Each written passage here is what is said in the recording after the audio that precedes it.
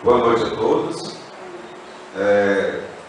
Vamos repetir aí calmamente essa proposta aí, Vilmar. Você falou tão rápido que eu não ouvi nada. Vai falando que eu vou repetir isso. Tá? Se os espíritos veem tudo, como eles reagem diante das barbáries contra os indefesos. Olha, certamente quem propôs essa reflexão deve pensar assim: não existem os espíritos protetores? Para nós, os espíritas, são as falanges do bem, reuniões de espíritos diversos.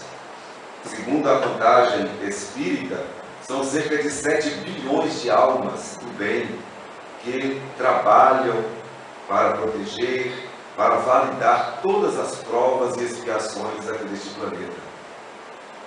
E aí vai a pergunta: diante de tanta barbárie, esses 7 bilhões de seguranças não fazem nada? É assim? Mas eu vou voltar um ponto pedindo de novo que a nossa tradutora fale de novo, para vocês verem que a maior barbárie aconteceu no momento em que a maior quantidade de espíritos protetores estavam aqui na Terra. Vamos lá? Se os espíritos veem tudo, como reagem diante das barbáries contra os indefesos? Olha, vocês vão entender rapidamente qual foi a linha de raciocínio que nós utilizamos para falarmos desse tema inicialmente. Qual foi a maior barbárie cometida neste mundo contra um inocente? Viu como vocês são cristãos atentos? Foi unânime, né? Todo mundo pensou isso, não pensou? Automaticamente. A crucificação de Jesus foi o maior inocente que sofreu a maior injustiça, portanto, a maior barbárie, a pena máxima, a pena de morte. E não só uma pena de morte qualquer, foi uma pena de morte pública, cheia de escárnios, de traição de amigos, de apóstolos, tudo de ruim que você pensar que um ser humano possa ter experimentado, ele experimentou naquele momento. Tem uma frase que ainda é tida como controversa, pode ter sido, pode não ter sido atribuída a ele, que no momento extremo da pena de morte, crucificado, quando pediu água, o que me choca, o que me dá vontade de chorar nessa hora é essa hora. O homem já está totalmente desmoralizado, totalmente fragilizado, e os chamados espíritos trevosos dando gargalhadas a mil. E a última coisa que ele pede ali, aqueles que já vinham chicoteando, vendo o seu calvário humilhante: me dê um pouco d'água. Gente, quem é que nega a água? Ainda mais para uma pessoa que já está na crucificação, na pena de morte. O último pedido, o último desejo que é respeitado por qualquer lei de pena de morte do mundo. Qualquer pessoa que é penalizada nos países em que a lei de a pena de morte é permitida, elas têm direito ao último pedido. Eu quero comer um pudim de queijo, uma torta de banana, um caldo de galinha. O último desejo satisfeito, coisas triviais. E Jesus pediu um pouco de água. O que é que fizeram? Colocaram fel embebido no pano e levaram-lhe a água. E aí? Eu penso que só por essa expressão, por essa reflexão, a gente deve ficar mais tranquilo em relação àquelas outras barbáries, entre aspas, que nós assistimos todos os dias. Perguntemos então Onde estavam os espíritos protetores de Jesus? A frase que eu falava, que ainda é controversa, é que nesse momento extremo, em que até a água lhe foi negada,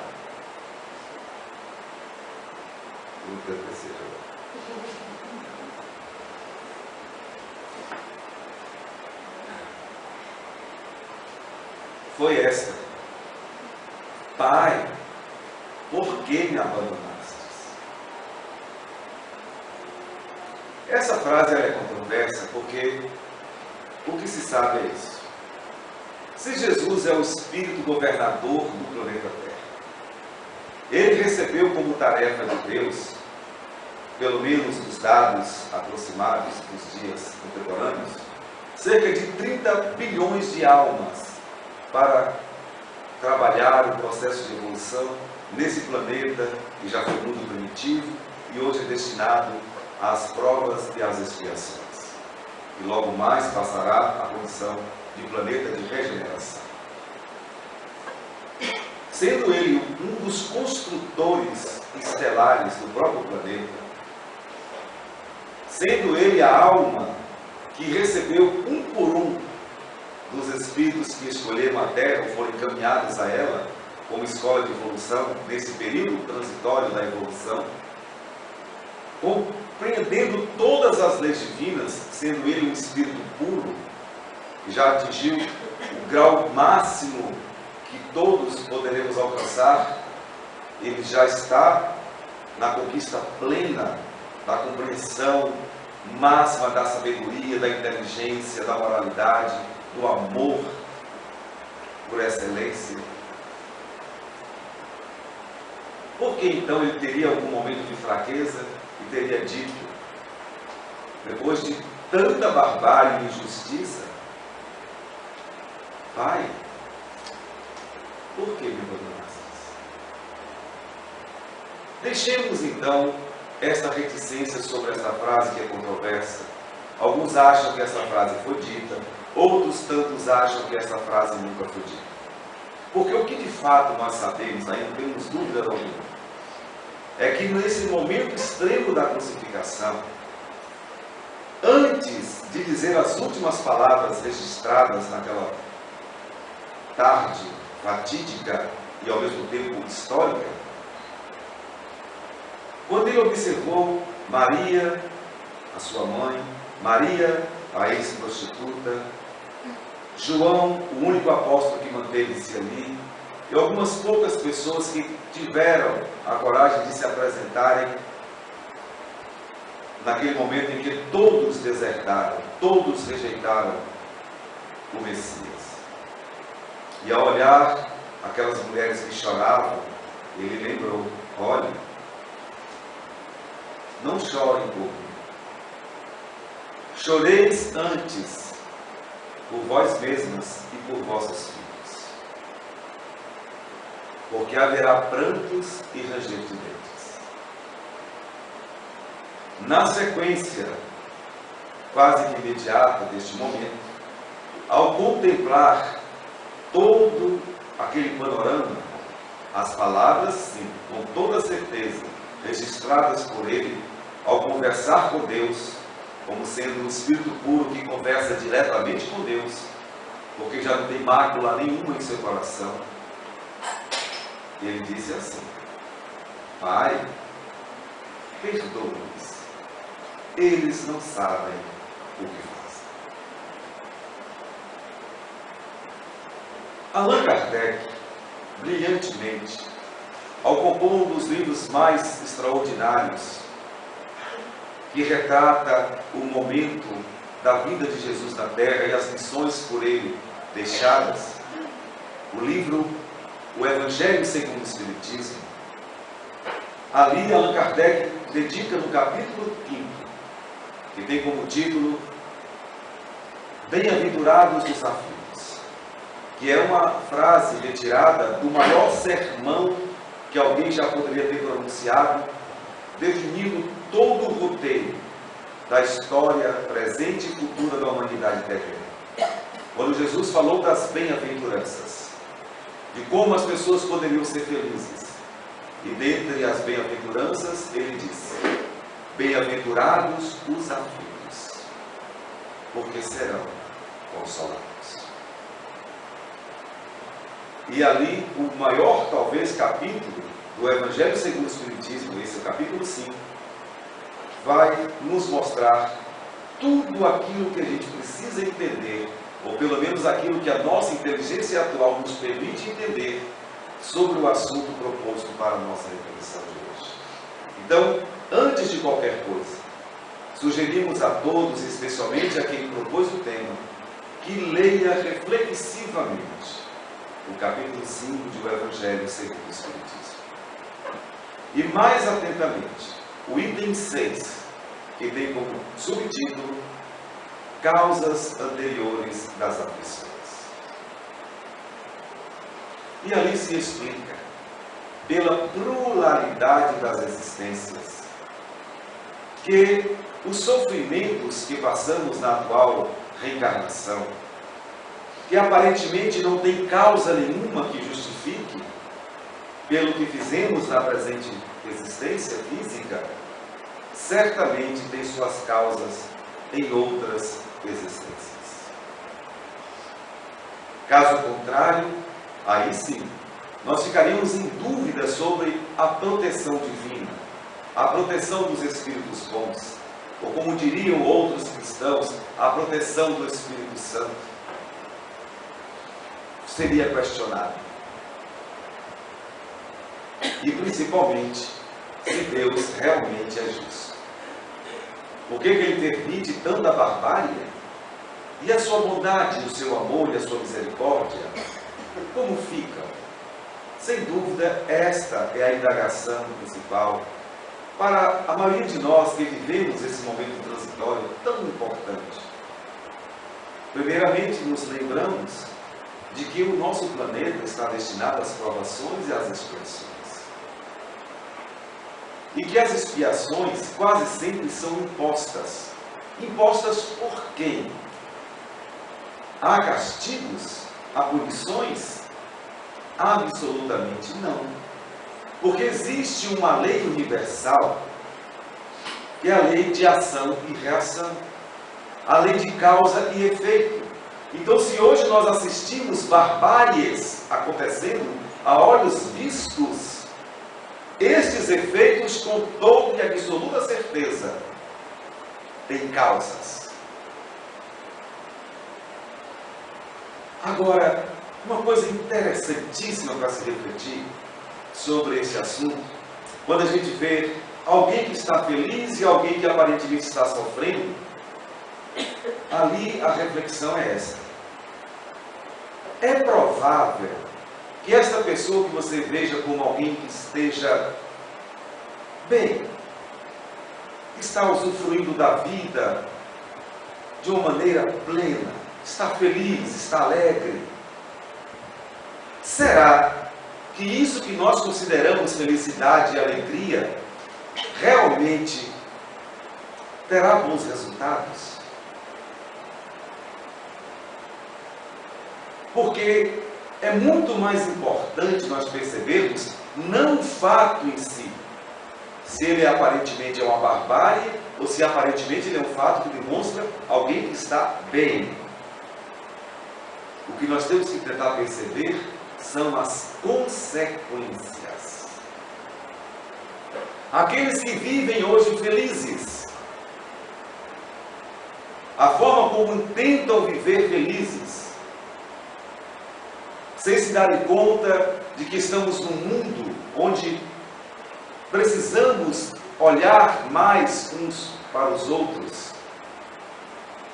E se nós somos felizes do ponto de vista materialista, que é completamente egóico, será que a felicidade daquela pessoa que está bem, de vida, tem poder aquisitivo, tem acesso social, e por isso pode usufruir de todas as benesses que o mundo oferece?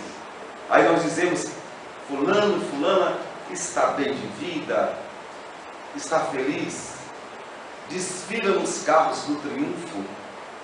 e mora em casas invejáveis.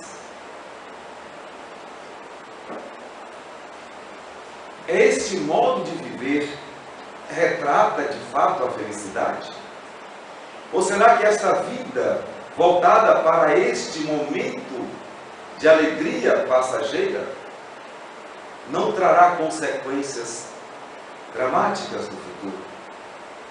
E voltemos àquelas pessoas que estão em processo de expiação, que estão resgatando o mal que fizeram contra a lei de amor, justiça e caridade, e agora estão tendo a oportunidade de se quitarem de seus débitos. Quem poderá estar mais feliz daqui a algum tempo? Quem está vivendo um momento expiatório difícil, que para nós aparenta-nos a barbárie? Quem poderá estar mais tranquilo depois de terminada a expiação na peregrinação terrena? Os que agora sofrem os impositivos da lei kármica de ação e reação? Ou aqueles que estão desfilando felicidade dentro dos padrões das alegrias terrestres? Este é um ponto importante para se verificar. Então, para a doutrina espírita, desse ponto de vista, quando Jesus afirmara que é necessário que o escândalo venha, mas ai daquele por quem o escândalo venha. Quando ele disse, olhe, se o teu olho for motivo de escândalo, é melhor que 3 na terra sem os seus olhos, do que perderdes o reino dos céus. É melhor que entreis sem um braço, sem uma perna, do que estes te sejam causa de queda e de escândalo. E aí, ele diz, bem-aventurados os que choram, porque serão confortados. Diante de tudo isso, nós poderíamos já aqui mesmo retornar aos nossos lares com uma visão bem diferente disso que nós chamamos de barbárie. Felizes são aqueles que agora estão podendo quitar os seus débitos, pagando as suas contas com a ficha contaminada pelas ações insanas, como eu já disse, contrárias à lei de amor, justiça e caridade. A doutrina espírita, de forma muito clara, como infelizmente nenhuma outra filosofia ou religião na Terra pode nos esclarecer, nos diz: não tem nada acontecendo fora do contexto da justiça divina. Absolutamente nada. Por mais que pareçam barbárias, tudo está rigorosamente dentro de leis extremamente precisas. Porque cada pensamento, cada ação, cada palavra que pronunciamos ficam registrados no éter do espaço, através de fluidos eletromagnéticos que as nossas ciências ainda não conseguiram perceber. E por isso não conseguem nos responder por que uma criança desencarna com um câncer destrutivo e inapelável. Ouvimos, inclusive, pessoas dizerem nas redes sociais que elas não acreditam em Deus porque elas não aceitam que Deus coloque uma criança neste mundo para morrer com um câncer altamente destrutivo, deixando familiares desesperados e todo mundo estarrecido. E alguns perguntam: Deus? Espíritos protetores? Ou como diriam os católicos e evangélicos, o Espírito Santo permitem isso? Se não usarmos a pluralidade das existências para entendermos conjugadamente com a lei de causa e efeito os procedimentos da lei de evolução e a destinação desse planeta, que absorve expiações e provas, realmente a gente fica a questionar: cadê os espíritos protetores? Ao contrário, eu diria, eles, assim como Jesus disse, têm pressa que quem esteja reencarnado quite o quanto antes os seus débitos. Eles ficam se preocupados com as nossas frivolidades, com as nossas ilusões, com aqueles de nós que estamos desfilando na aparência de uma alegria que é extremamente superficial e insustentável. Eles nos preocupam, sim, quando estamos fascinados com coisas que não representam absolutamente nada. Mas eles ficam felizes e dão proteção, sim, àqueles que estão em prova ou em expiação. Cabendo aí um outro breve momento de reflexão nesse tema que é extremamente vasto. A expiação, como dissemos, é a contingência kármica, é a lei de ação e reação. Você jogou, a vida devolve na proporção igual, dentro do axioma de que não existe efeito sem causa, complementando a ideia de que para cada ação existe uma contra-reação proporcional e equivalente. Isso é justiça, isso é o universo. Então, expiação é assim. Tem que vir, porque é uma aquisição de quem produziu. O efeito da expiação revela o que foi causado por aquele que agora está sofrendo esse efeito. É axioma puro de ciência absoluta da Terra e fora dela. Não existe efeito sem causa. Percebamos todos. Já as provações não. As provações, elas muitas vezes são escolhas de espíritos arrependidos. E dá para se perceber, em parte, quando há expiação e quando há aprovação. Até para dizer o que está lá no livro citado. Que toda expiação é uma aprovação, mas nem toda aprovação é uma expiação. Lembrando aqui um pouco da palestra da nossa Isabel, né? Feita lá na Ceará, e ela tentou fazer um trabalho mostrando a diferença entre expiação, provação e missão.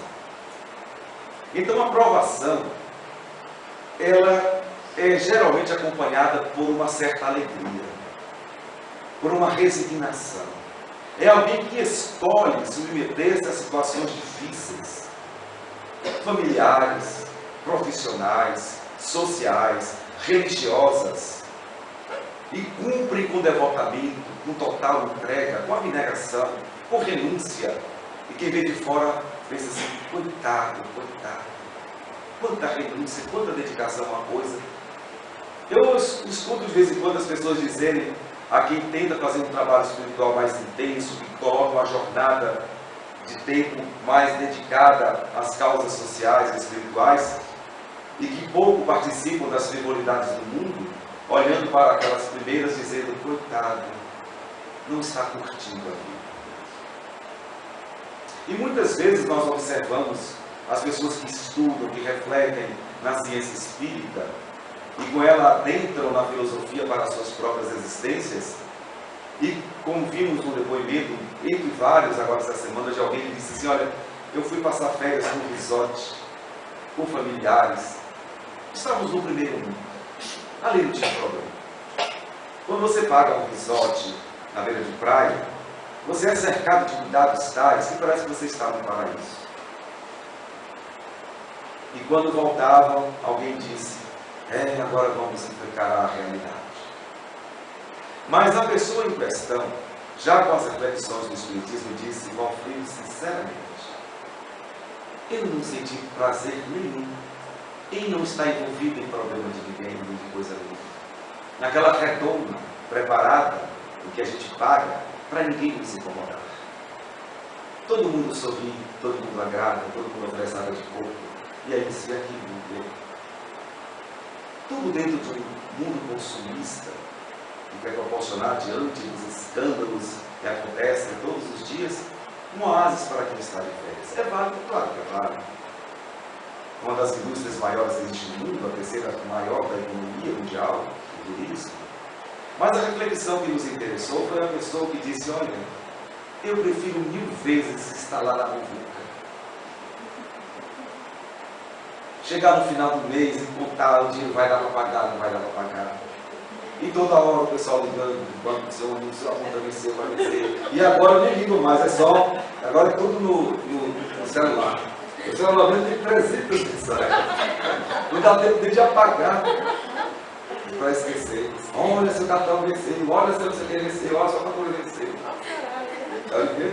Serasa. Serasa, né? Fala o Serasa já? Só se vai chegar no Serasa. É quando demora muito, né? Graças a Deus, eu estou devendo 2 meses. Não botaram o Serasa ainda no meu celular. Então ela diz assim, mas eu tenho uma vontade de voltar para aquela muvuca, para aquele problema, e encarar o pai que está devendo, o irmão que está chorando, a irmã que está traindo. Eu quero viver aquela vida, aquela coisa ali. Uma pessoa que falou mal de mim, que fofocou, eu falei, o que ela falou? Botou no WhatsApp e disse, eu quero saber, eu quero sentir esse drama. E aí se percebeu que um dos grandes prazeres do ser humano é exatamente sofrer. No sentido de viver as provações da vida, a realidade. Há uma pesquisa aí que se diz, eu vou até verificar depois a fonte com exatidão, alguém aqui vai fazer uma palestra sobre isso certamente, que diz assim que o maior prazer do ser humano é dentro daquilo que nós comentamos lá no sábado, na Ceará.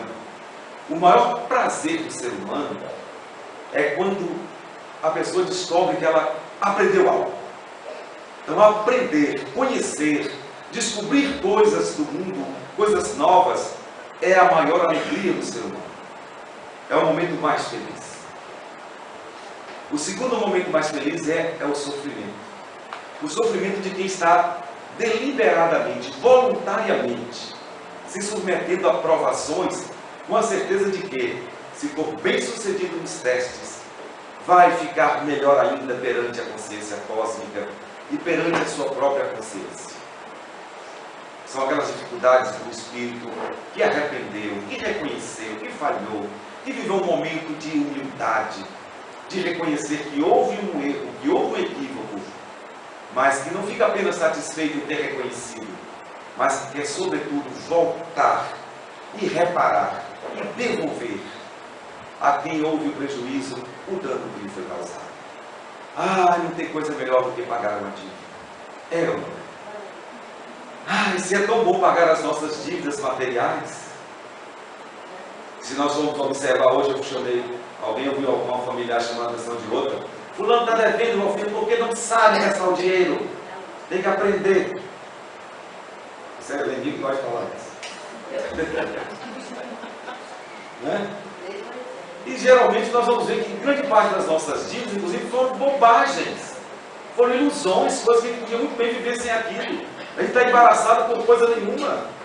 Se tivéssemos uma vida mais simples, ninguém estava tão endividado assim. O brasileiro hoje está sendo conhecido como o povo mais endividado do mundo. E nós somos hoje os maiores consumidores do mundo. Os Estados Unidos têm a maior dificuldade para deixar qualquer um estrangeiro entrar lá. Quando fala é brasileiro, deixa! Porque gasta que é o horror. Depois fica 10 anos pagando. Ou pelo menos 12 meses no cartão de crédito, com certeza fica. O que, Lenir? Com os americanos? É, eles botaram os produtos porque sabem que nós somos consumistas. Deu um problema.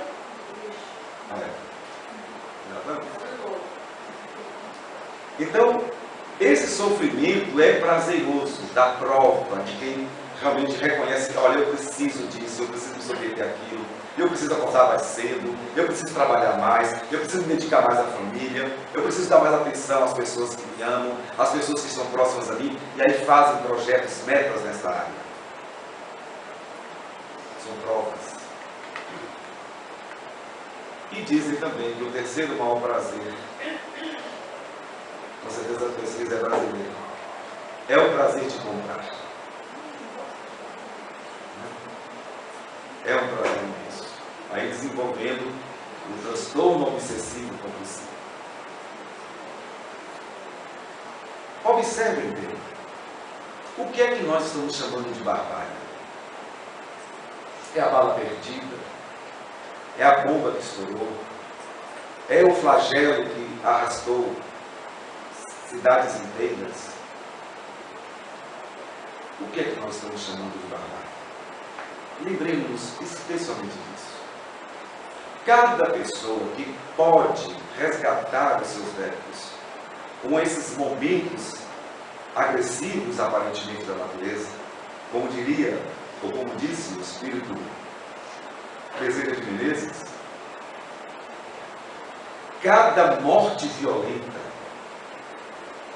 faz com que a pessoa resgate, no mínimo, 100 anos ininterruptos de agressão praticada contra o próximo. E vocês vão notar que hoje o que mais se fala é na agressão. O mundo está violento, está descontrolado, todo mundo está agressivo. Está todo mundo brigando com todo mundo batendo com todo mundo. E a agressividade está tão grande que as pessoas, quando não acham ninguém para brigar, batem em si mesmas. Olha para o espelho e fica se xingando, você não é nada. Esse momento transitório do planeta é exatamente para isso. Para a gente liberar a agressividade. E ao mesmo tempo é tudo muito coletivo e é muito aglomerado para que a gente se assuste com o processo da agressividade que está dentro de nós. Porque para continuarmos a visitar esse planeta, daqui 1000 anos, para reencarnarmos de volta aqui, só poderemos voltar se nós nos tornarmos brancos e pacíficos. Porque no mesmo discurso memorável, Jesus disse: bem-aventurados os brancos e pacíficos, porque herdarão a terra. Todas as religiões e filosofias do planeta, todas, das mais antigas às mais recentes, confirmam de forma inequívoca, é unânime, é universal, que haverá sim uma transição planetária. O que difere são os detalhes de como isso vai acontecer ou não, mas a doutrina espírita diz com toda clareza, e esperemos para ver, que este milênio, o terceiro milênio, será decisivo.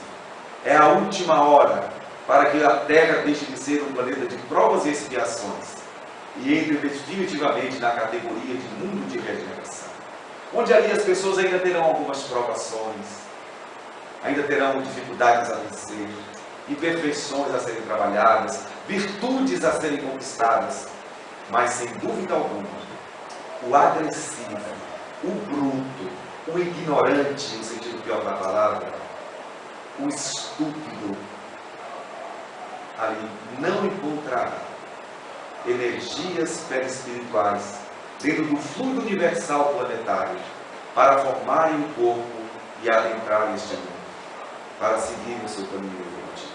Ao contrário, deverão ser retirados pelas forças magnéticas que controlam a justiça universal através da lei de causa e efeito, que são infalíveis. E vai saber colocar cada um no seu lugar. E haverá naturalmente a separação, como disse Jesus, do joio e do trigo. E é isso que nós vamos assistir daqui para frente. E é importante que isso aconteça agora, de maneira acumulativa, tudo ao mesmo tempo, para nos sacudir, para nos chamar a atenção. Isso é dito lá no capítulo 5.